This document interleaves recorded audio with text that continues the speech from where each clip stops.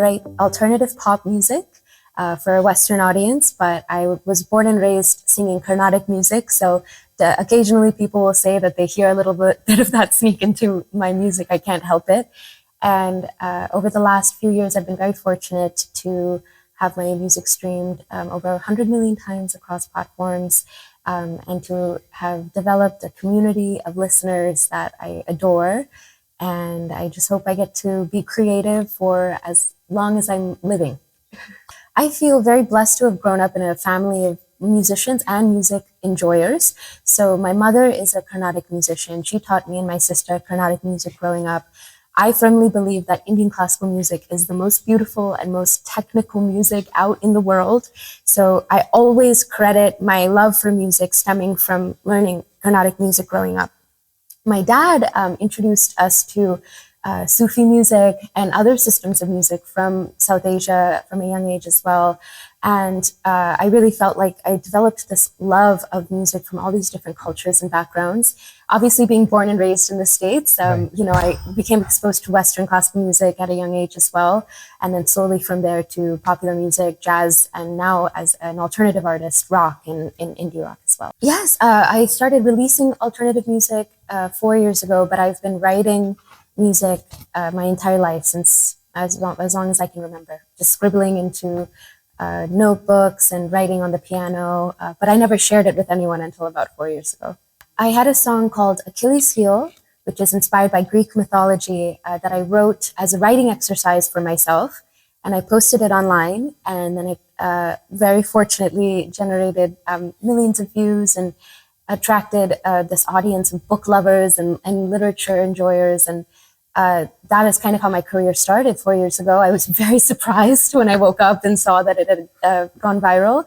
And thankfully, that's kind of how this all got kickstarted, because I got connected to some wonderful people in the music business who encouraged me to take the leap of faith and really give it a shot.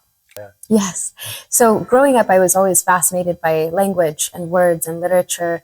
And I didn't know that music was really a possibility for me to pursue. And so I thought, I'll channel all of this passion into something like debate or law. And so that's what I did for most of my life up until 4 years ago. And it wasn't until I got to Harvard and started studying law that I thought, maybe, I love this, but maybe this creativity, this love for language can be channeled elsewhere as well. And music and songwriting is actually where I ended up taking it.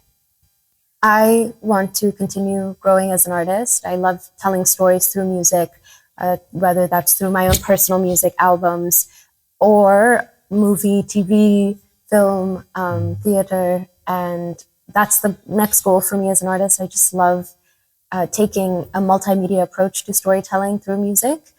So that's where I want to be headed. And generally under all of that, I really also want to be focused on philanthropy and giving back. And I would just love to be able to merge all of that in my career in the future. Maybe that's just growing as an artist and developing a platform where I can talk about the issues that I care about.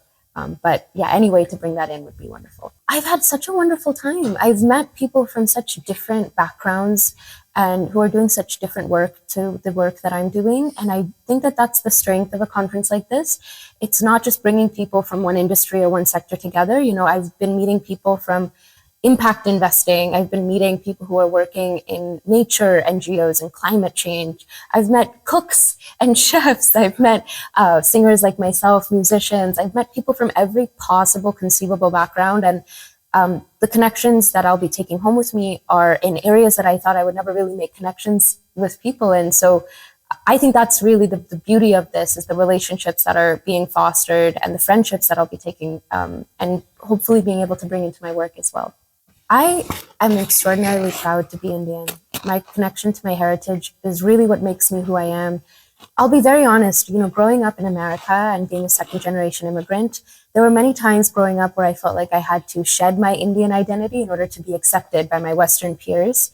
So that's, I think, how I spent the first 15, 20 years of my life. But now, as I've grown up, I've come to realize that my Indian background is such an integral part of who I am, and it's a beautiful thing to be a part of. Every morning I wake up and I feel grateful to be Desi.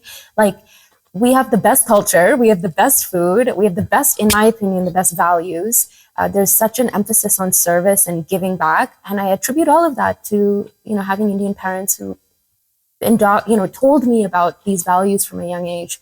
So the relationship that I have with India is one of admiration and love, and just a desire to get closer to my roots as I grow older and become more independent. Obviously, I would go to India growing up with my family, but that's a different experience to going alone as you grow up. So that's something that is a goal of mine as the years continue, and that's how I view I view it as my country, even though I wasn't born there. I think that there is a growing movement in my generation of reclaiming and embracing this love for India. I think my story is probably not rare among second-generation immigrants. I think many of us have often felt like in order to belong here in America, or we're in Abu Dhabi, but belong in America, you have to be more American. You can't be Indian. You can't be Asian.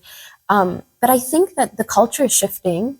So now being American means embracing everything that makes you who you are. And people are viewing themselves not just as, I have to be this or that, but I can actually be all of these things at once. And that's beautiful. I think that is due in no small part to the increase in representation that we've seen in media and television and the emphasis on telling those untold stories.